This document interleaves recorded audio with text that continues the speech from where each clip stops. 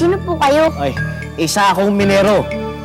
Nagmimina ako ng mga mineral dito. Mineral ang tawag sa mga miniminang kayamanan dito.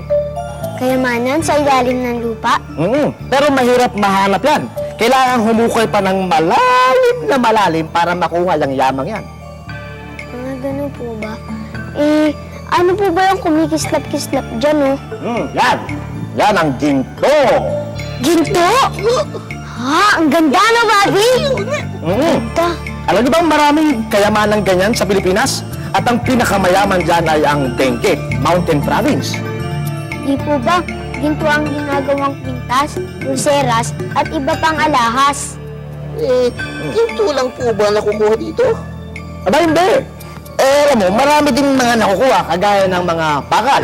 Ito ay hinuhulma at saka tinutunaw para gawing bobong, kotse, release ng tren o kaya mga bakal sa haligi. Yan lang po ba ang minimina? Ay, hindi. Meron din mga miniminang kagaya ng mga bato. Pati minimina! Oo, dahil mineral din yun. Bato? Mineral?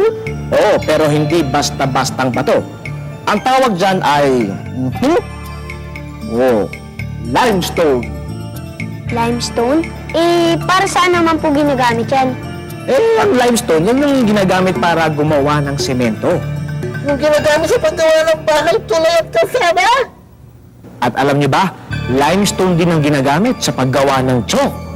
Chalk? Yung pinagagamit sa pisara? Oo.